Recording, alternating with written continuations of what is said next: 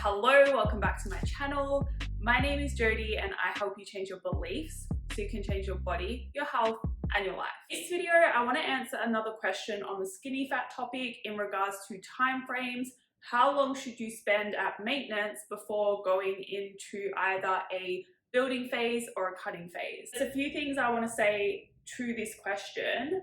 I am skinny fat and would like to lose 15 pounds. If you are skinny fat, I would be asking, do you actually need to lose that much weight? You haven't given me your stats, so it's hard to say for sure, but you don't necessarily need to lose weight if you're skinny fat. Just remember, by building muscle and losing body fat, you're going to get a tighter, leaner body, and it could be that your ideal body is actually heavier than you think. So it might be the case that you don't need to lose any weight and you're going to end up with your dream body at the weight you're currently at. Anyway, what I love about this is that you are just starting lifting and I'm on a maintenance phase.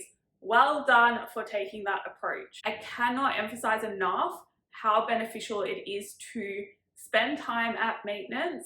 And not only that, to even start at maintenance, especially if you are skinny fat. Like, maintenance is the easiest place to be, and not everyone can make progress eating at maintenance. So whilst you can take advantage of this, you're actually going to end up with better results given that your training is set up properly if you eat at maintenance than what you will if you're eating in a deficit or in a surplus. The next part of the question, how long do you recommend to be in maintenance before cutting? Now, what I would say here is, how do you know that you need to go into a cut after your maintenance phase? This is the thing with body transformation, right?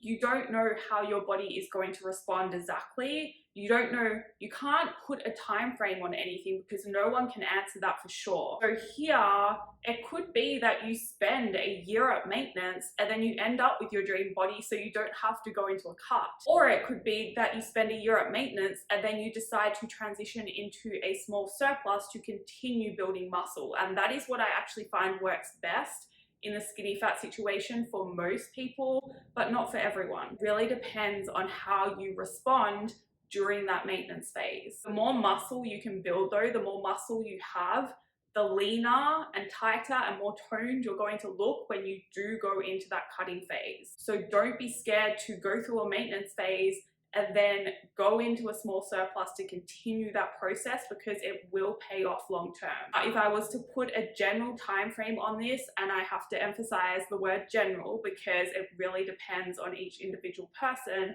but I would say you want to be at maintenance for a minimum of 12 months. And in saying that, your maintenance might change throughout those 12 months. What I often find is you have to keep increasing calories slightly to continue making progress in terms of body recomposition. Doesn't necessarily mean that you've gone into a surplus, it means that your maintenance has changed. Keeping it simple, I would say 12 months, and then you can see where you're at, and if you want to go straight into a cut, that is up to you.